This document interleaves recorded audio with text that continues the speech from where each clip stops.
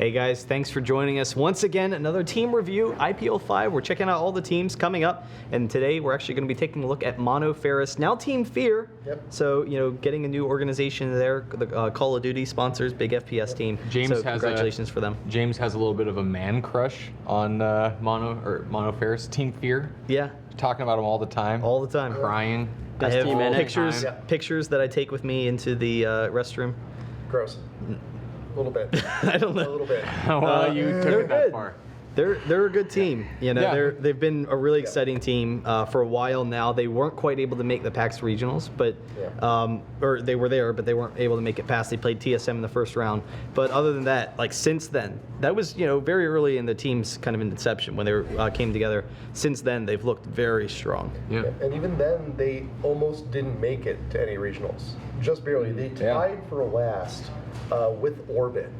Then they had to play like immediately following a tournament in which earlier it was one of the MLGs, and earlier that weekend, Ferris actually lost out to Orbit. Yeah. 0-2, only to beat them in that last place match 2-0.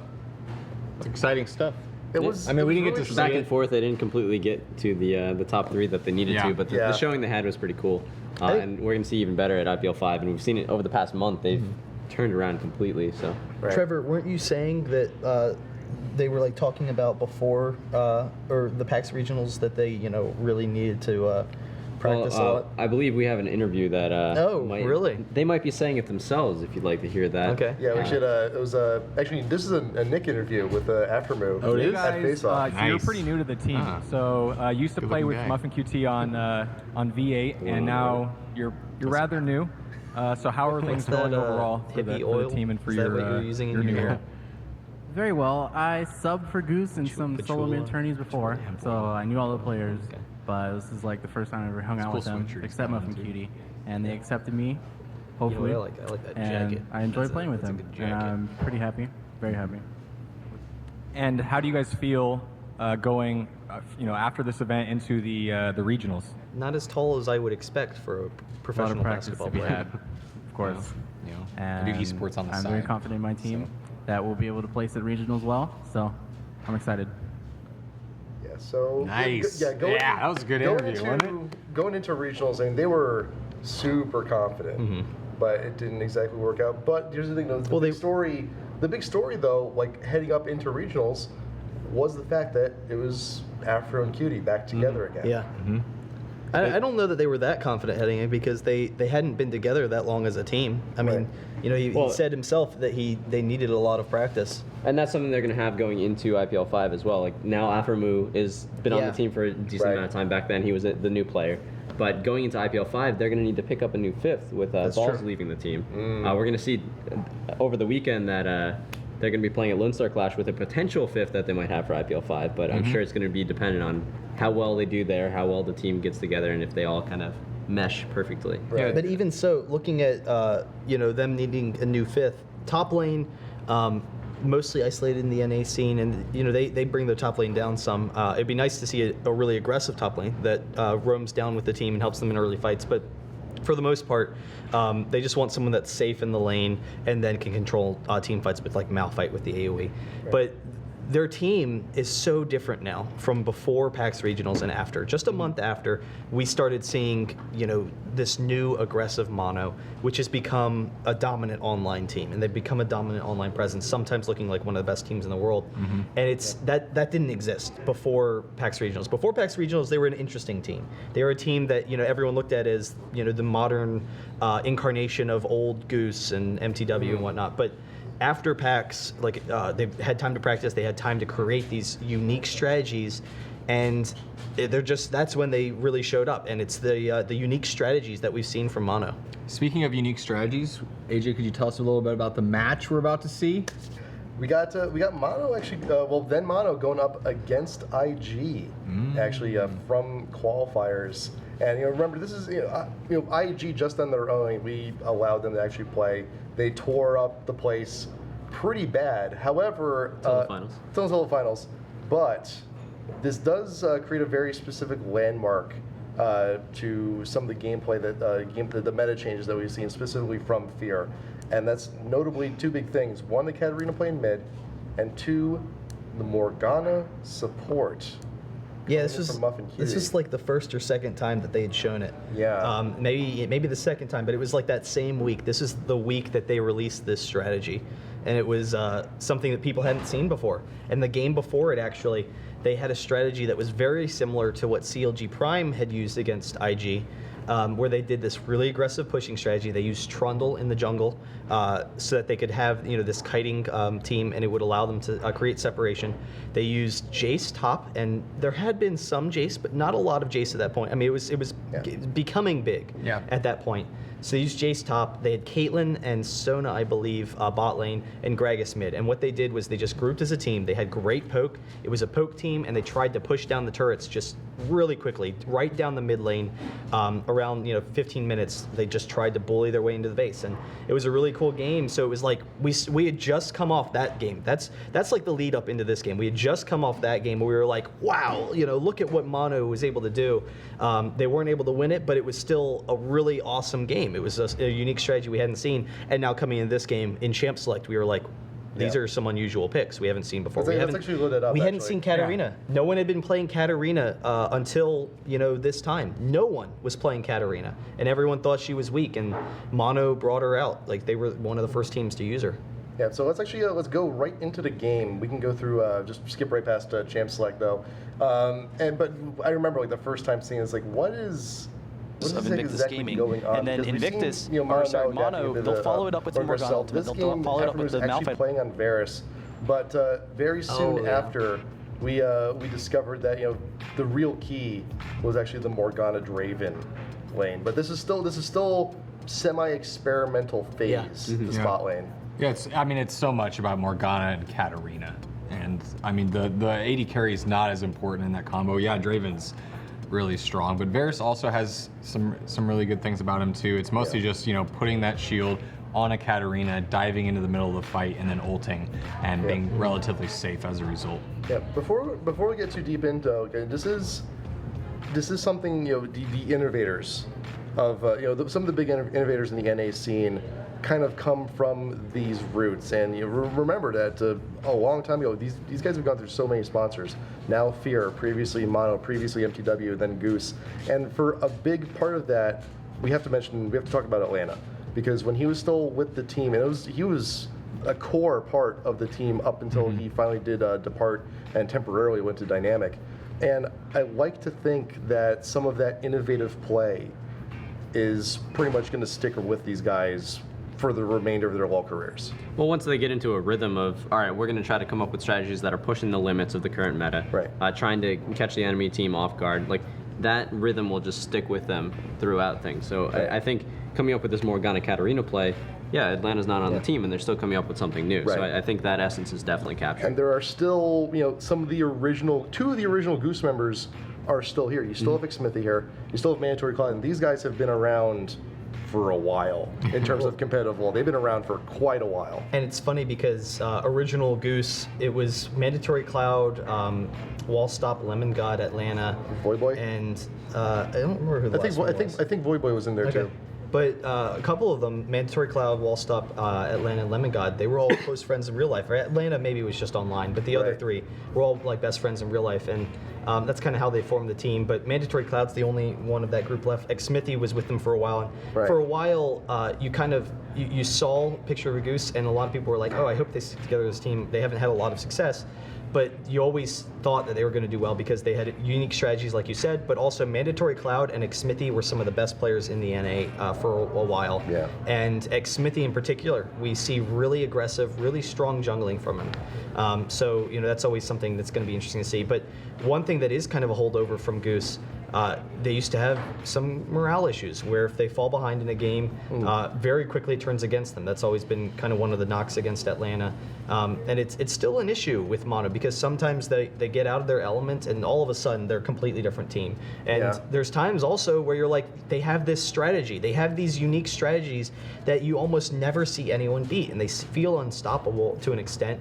And then they'll just play something standard, and not even just standard, they'll just kind of sit in lane and farm and allow the other team to control the tempo of the game. And it's like, well, why? You know, what is the reason for this? And so you have to consider whether or not there's those morale issues. And TSM Evo, Aftermoo coming from there, and V8 with Muffin Cutie, they had the same issues. So all these kind of players coming from teams with those kind of issues. To their credit, though, they do run these really interesting comps like all the time. Yes. They don't hide it, and so they get to like play it a lot and perfect it and use it against the really strong teams. I think one of the things that maybe CLG or Dignitas does is they hide these strategies and they practice them against teams that aren't as good as some of the top teams in North America. So when they pull them out, they're like, wow, we just dominate people with it, but then they get pushed back and it's not as successful as it could be. Or they tell Dyrus.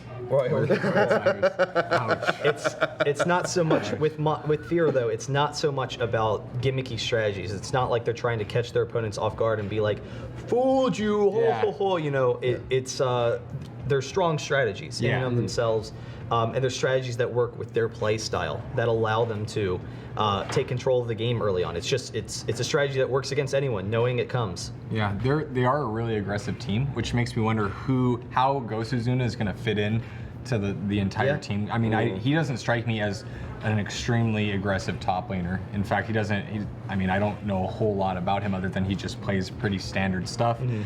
He's just pretty. He just does okay. And that'll probably work. I mean, it would be nice for them to have a top laner that's strong at roaming out of the lane, but as long as the laner that they bring in can just control their lane, they're already beyond aggressive with Aftermoo and Muffin Cutie in the bottom lane. Yeah. So, they don't need all their lanes to be aggressive because that's a recipe for someone to fail. One person on your team fails, all the lanes can snowball off of that. So, having only the one lane that's just hyper aggressive, that can work for them. Well, there's not just FeaR either. I mean, there's a whole big dearth of top lane players across many NA teams. And it seems like oh my God, did he get out? Yep. Yeah. Wow. Oof. So that flexibility for Mandatory Cloud in the mid with Katarina, it's going to be really hard to actually get a gank off in the mid lane, which we've talked about with some of the other teams that focus on the mid and the top lane is so important, and it's going to be that much harder if they do a pull out this strategy. Is wild though, watching Xmithie fall behind. Oh man. Illusion is just dominating them with Skarner, and Skarner provides so much map control. But Xmithie, usually when you watch him, he's usually the one putting on the pressure. He's definitely a jungler that forces out wards, that forces the enemy to play defensively. So it's really interesting to see him going up against a jungler that he's struggling against. So that could be a key to this game. And there you see IG with their just patented aggression in the bottom lane. They get a kill, but they trade it. But it's actually the support that picks it up. So Muffin Cutie gets the kill as opposed to Aftermoo. So that's to IG's benefit. Yeah, IG. They run some pretty interesting stuff too, which is why I remember being so excited for this game because their mid lane he plays some. Swain. We don't see Swain anymore. We saw Lee Sin, which is the first time we ever saw Lee Sin. I think in mid.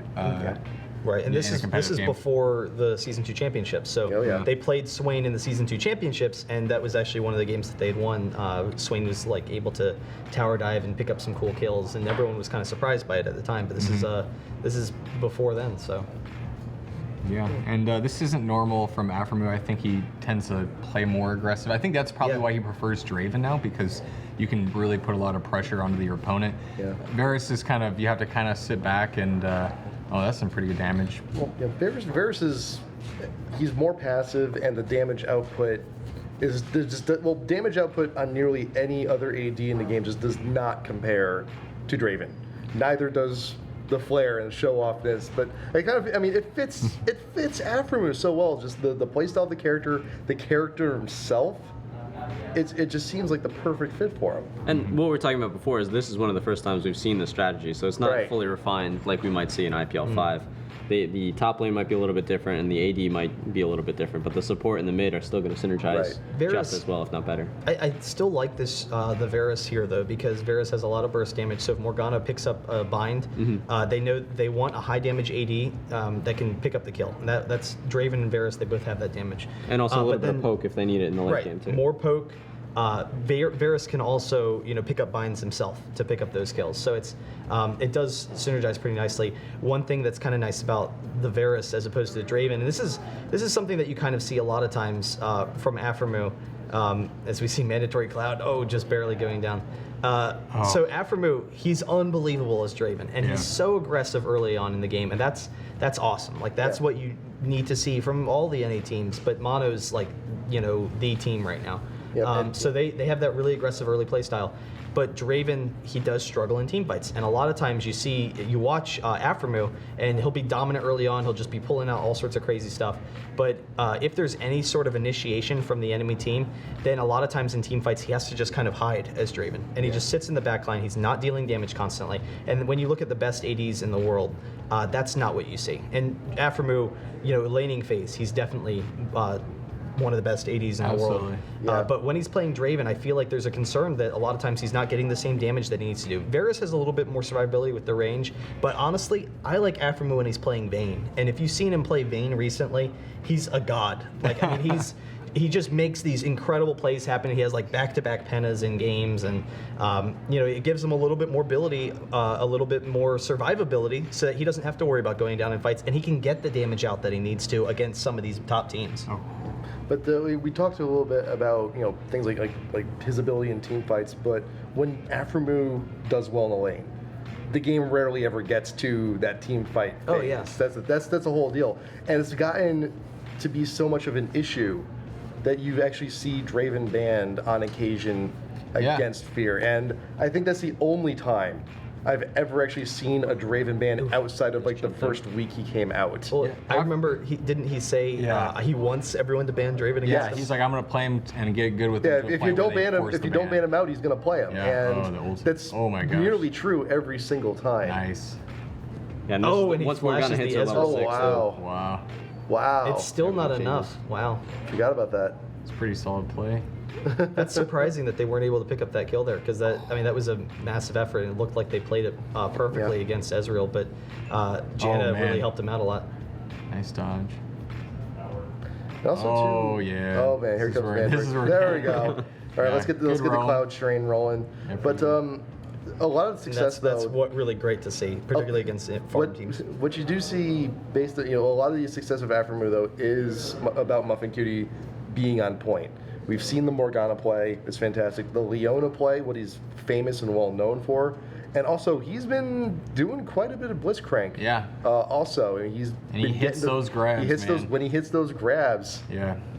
Magic just happens, and that's like a unique style, like only for him. Well, I think Muffin Cutie is one of the best supports in the world. Yeah, I agree. Can we get a vote here? I agree. Top 5. I would say probably top 5. Top 3. At least top 20. Yeah, well,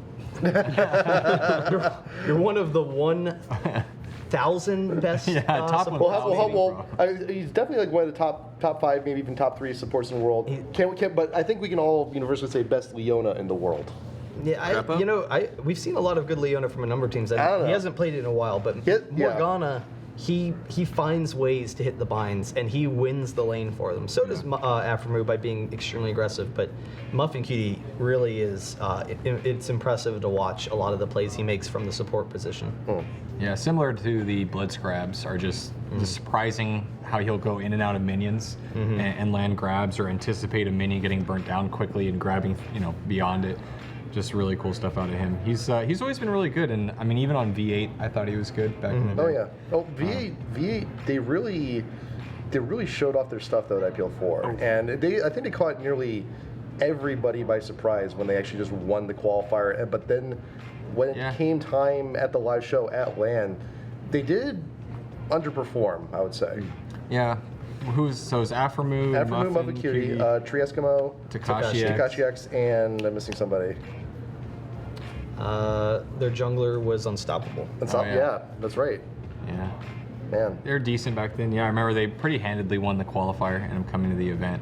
And then they just didn't do well once they were there, and then the team broke up soon after. But then again, in different ways. they were still like young and fresh. They didn't quite have that LAN experience at that time. Well, they I don't know. They'd had a few. I think IPL3 was the one that people were like they hadn't had that LAN experience, and they did okay there, and everyone was like, oh well. But after IPL3, I'm sure they're going to be a great team. Well, they had. Well, then there was MLGs and IEMs. Well, V8 had a lot of issues at IPL3 and also at IEM New York immediately after, because that was when Phantom Lord was with the team, and that was a turbulent time. Yeah.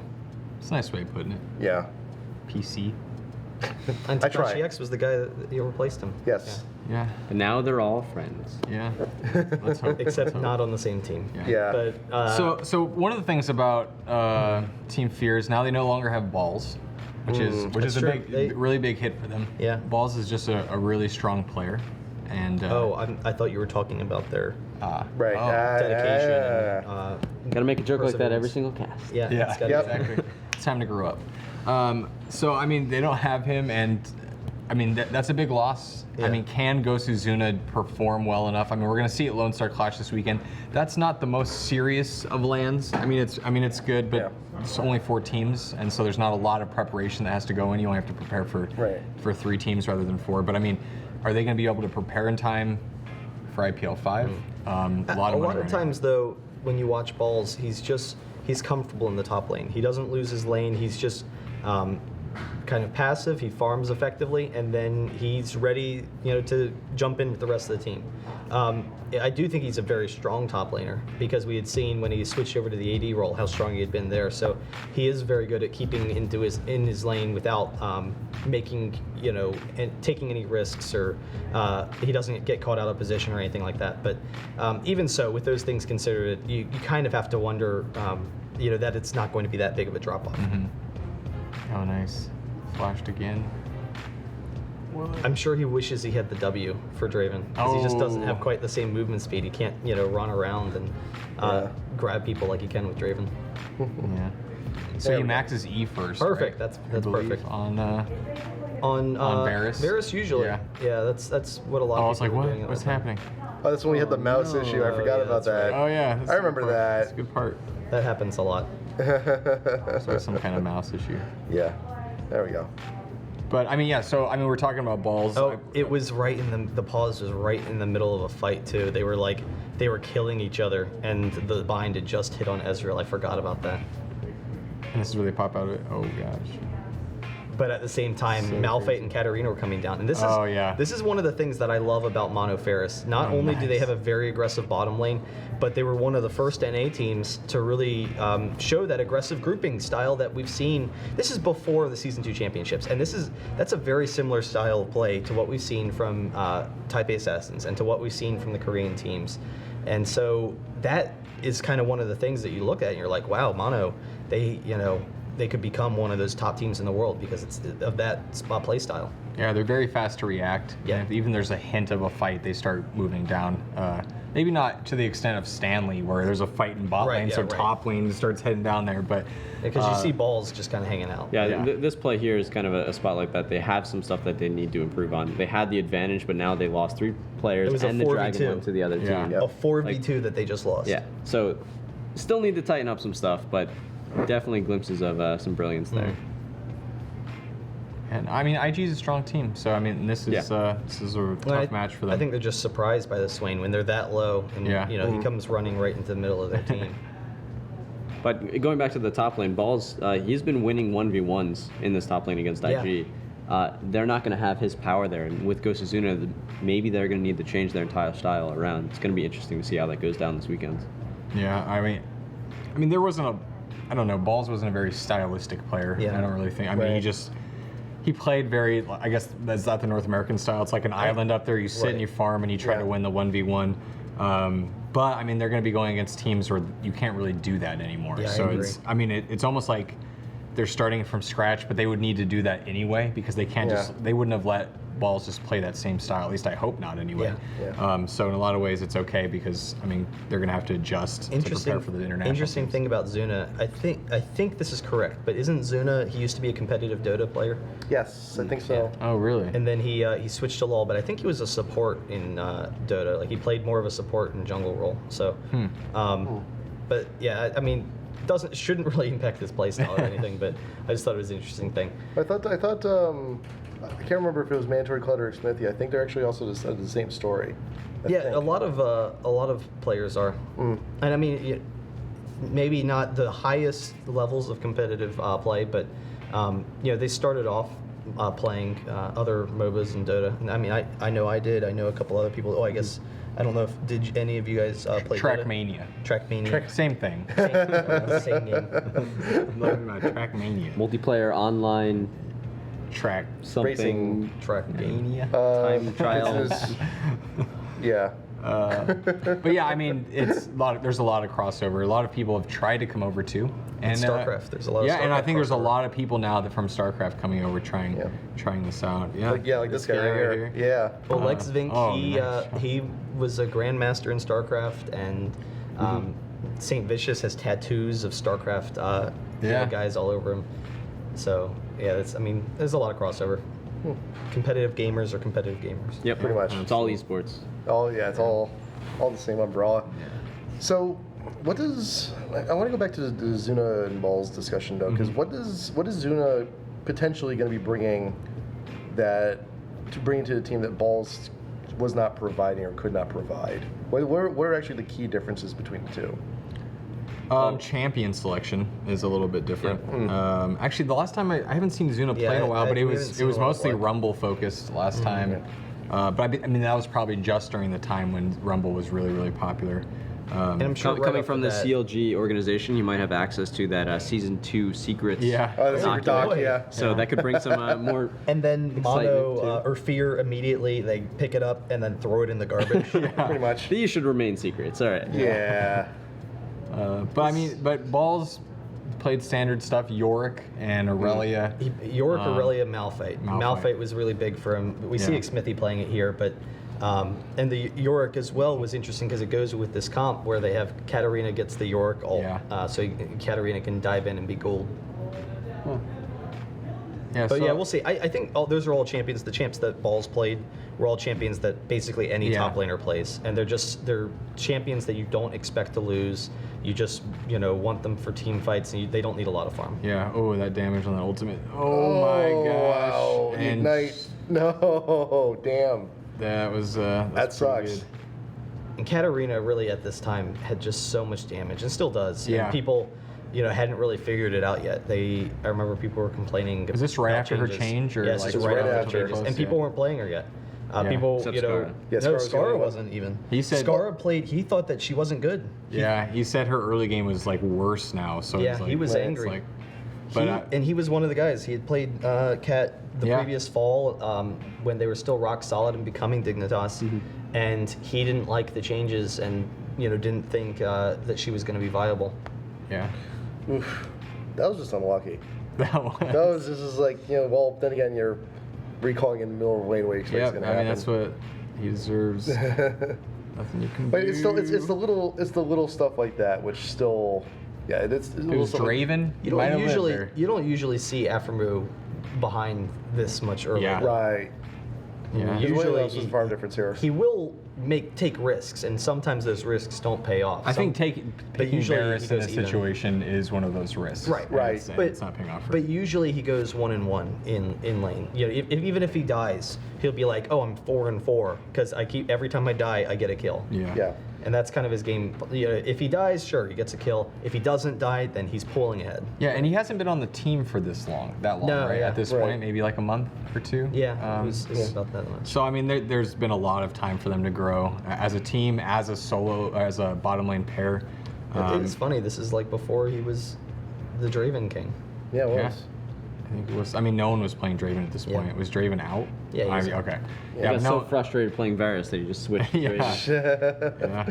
But this does kind of go back to the whole odd champ select thing, though. Is that it's like, yeah, you picked Varus, and well, to an extent, like, what did you think was going to happen? Well, Varus has a lot of strengths that they can use. So it's, they see the strengths in champions and they work around them. So they work around some of the flaws. Varus has a lot of single target burst damage. Varus has the ultimate to pick people off and set up fights, and it becomes an AoE ult. This is before Varus was buffed recently too.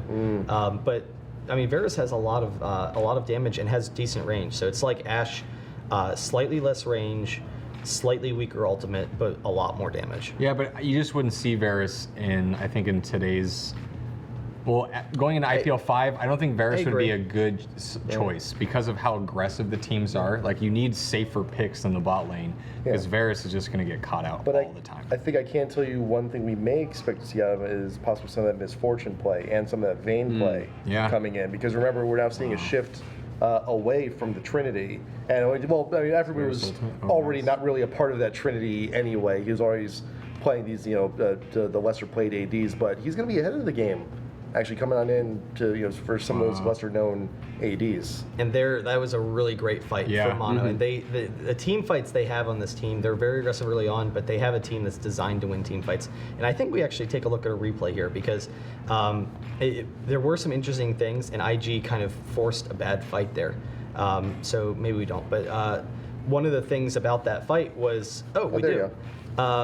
I remember Ezreal was separated, and you could see at the beginning, Ezreal's separated from the team over the wall, and he's low mana. So his team, 2 members, just Swain and Skarner, force, and it forced Ezreal to flash over, so his Arcane Shift is down, and they're all kind of split. And then Malphite ultimate into the Varus ultimate, into the Katarina ultimate with the Black Shield, into the Morgana. And it's just like, boom. It's just, it's a really impressive team fight for him. Yeah, and when these fights go well for FeaR, they go very well.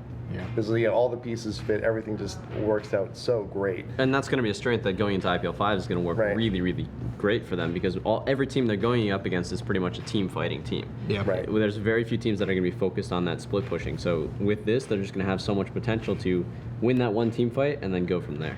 Mm-hmm. Man. Yeah, look at that getting chased. Illusion is really aggressive. Yeah, he is. Yeah, he's pretty good. I still think that one of the most important things for Ferris, though, is playing their game. And a lot of times, like I said, they kind of get in their own head and, they get away from that team fight strategy. And they, I don't know, really quickly, when they play standard play, they struggle sometimes. So, that's going to be kind of interesting to see. But there you saw that was a kind of tough team fight for them because they weren't able to control the front line. And they didn't quite get the damage that they needed to out of Aphromoo because he was threatened. So they need to be able to protect Aphromoo in those team fights so that he can, do what he needs to do, no matter what AD he plays, whether it's Draven or anything. Yeah. I mean, now at this point in the game, he's 4-6. He was 0-4. So he's a little bit, more back in this. But you're right. If he's getting picked off and he got dropped pretty quick there, forced to retreat. Varus, terrible at getting out. Yeah. Pretty, you can ult and pray, but it just got caught out. And you're right. And it's really all about protecting Aphromoo at this point. And similar to how we were talking about from Meat Playground, was it the other day? Yeah. That they need to let Light Sludge do his thing. In the same way, you need to let Aphromoo do his thing and be able to get and have good position and do a lot of damage. And I think right now, Vayne is Aphromu's thing. I mean, if he just plays Vayne all the time and they can protect him, then I think that's going to work out well for them as long as they, don't let him fall behind, because that is an issue. Vayne can fall behind early. So we'll kind of see. I mean, Draven, clearly he's been unbelievable at Draven, but I still, it concerns me whenever I see him play Draven because he just wins every single game early on.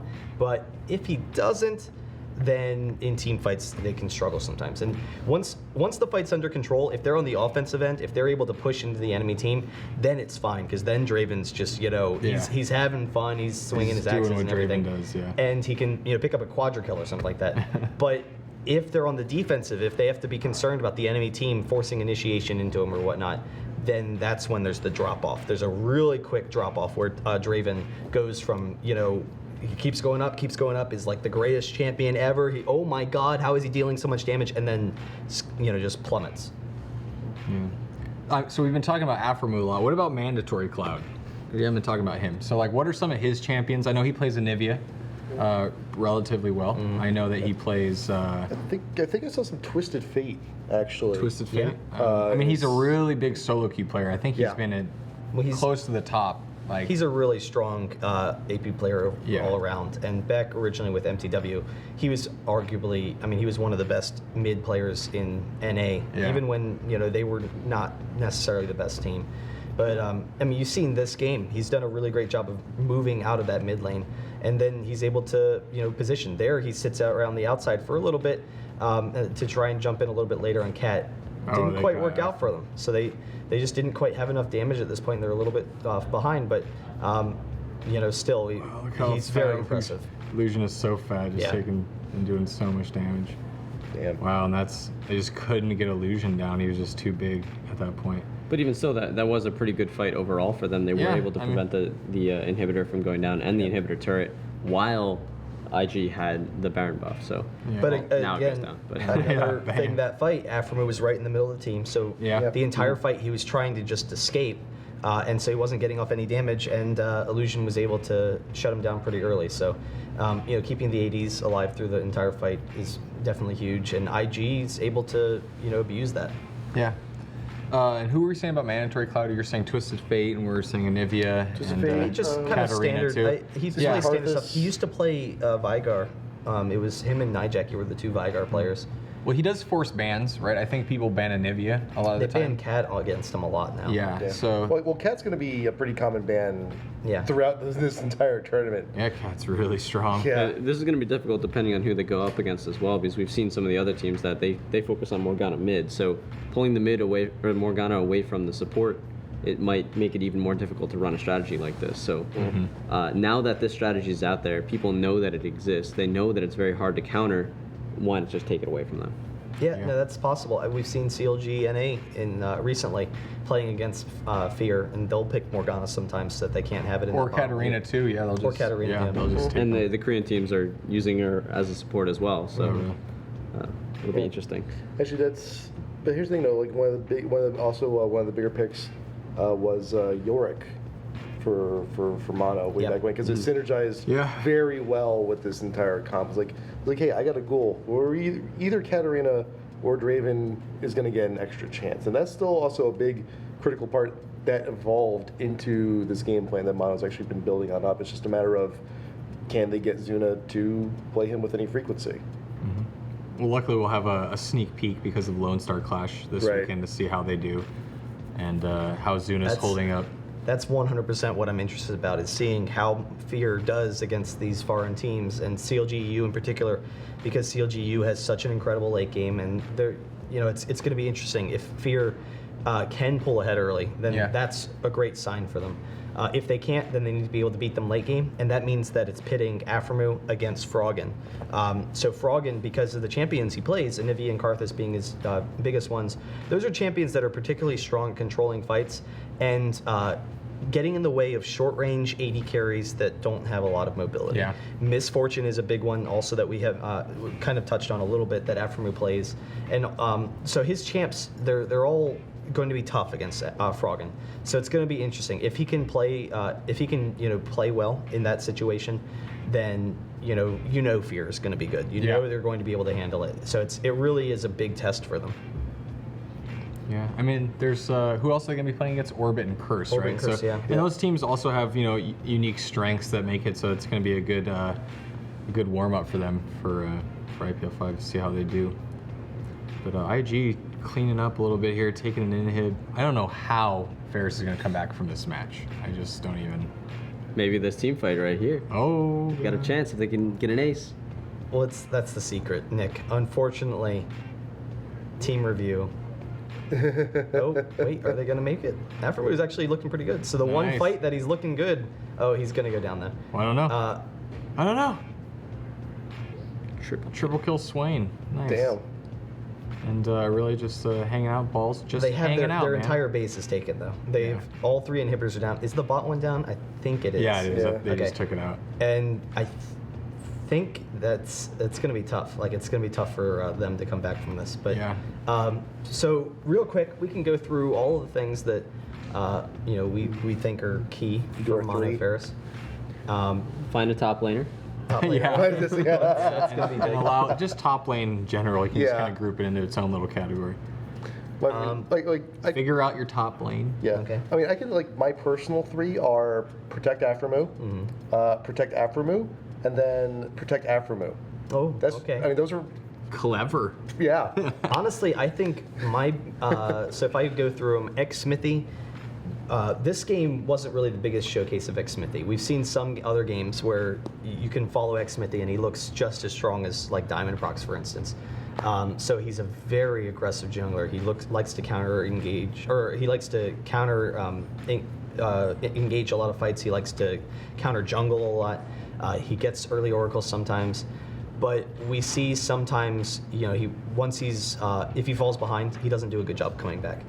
This game, he, did an okay job. He used Malphite, so he was able to get his ultimates pretty nice. But so keeping Xsmithy in a strong situation, getting the team to support him, and allow him to be very aggressive against some of those foreign teams. So protecting the jungles, number one.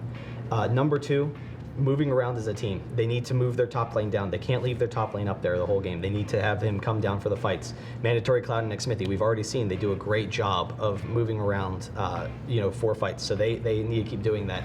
And just grouping as a team so you can force fights early on and take advantage of like an early game for Draven. I don't know how they're going to come back from this. Well, there's the secret, Nick. Unfortunately, they can't all be wins.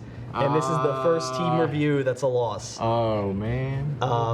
So there's number two. Number three is for Aphromoo to be playing champs that, one, they can protect him in the backline, but he needs to be able to position himself. And you compare, some of the top 80s in the world, and they're really strong. Wei Xiao, for instance, they're very strong at just constantly dealing damage in fights. As the AD, you need to position yourself on the outside where you're not going to die, but constantly be attacking and constantly dealing damage. And that's something that we've seen they kind of struggle with some. And that's really quickly, if you're not, if you don't have that perfect positioning, then it can hurt you in fights. So protecting Aphromoo, but also he needs to be playing champs that he knows he's going to be mobile enough to be able to win those late game fights. And he has a couple of champions where he can do that. Ezreal, Vayne are the two that I really see him best with. Yeah, I hope that his Vayne works out. I think his Draven is more of his fallback right now, but a lot of potential in the Vayne. His Draven's when he wants to make plays. He wants to just, look really cool and just dominate all the time. So all the time, Draven. Yeah. But they need to get to a good start and be able to protect Draven in order for that to work. Because if they can't protect Draven, then that comp falls apart. Yeah.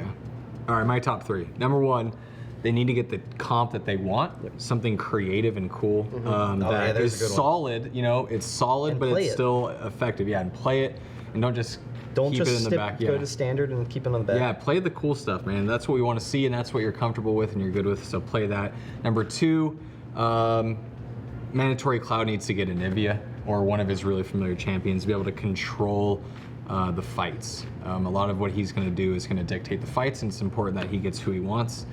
And then lastly, they need to play aggressive. They need to play their aggressive game and out-aggress the aggressors. So There's gonna be it's similar. It's similar to, like you said, with in the top lane. They can't just sit up there. It can't be an island. He needs to be roaming, but everyone needs to be roaming and playing really aggressive in order to beat the foreign invasion. Sounds good. I think that's about it. That's pretty much everything. It's just finding composition that they can play. Yeah. Yep. And playing it. Play it, definitely. Yeah. Exactly. So, and they're definitely going to be some of the bigger entertainers, I feel. Yeah, I'm really excited. There's some of the bigger crowd A lot favorites. of personality on the they're team. really cool. Local favorites too, and even at face-off, and just the cheers for Aphromoo, the signs for Aphromoo. I just thought about Muffin it. Cutie can drive to the. Muffin Cutie can drive to the venue. Yeah. Yes. We need to get Aphromoo one of those small basketball hoops that you put over your door at your house. I don't know if you guys ever had them. I always had one. And a little sponge basketball. So when he makes a big play, he can just right next to it. It'll be on his computer, and it'll just be like, "What? I'm Aphromoo," and then slam it and just dunk right on his computer.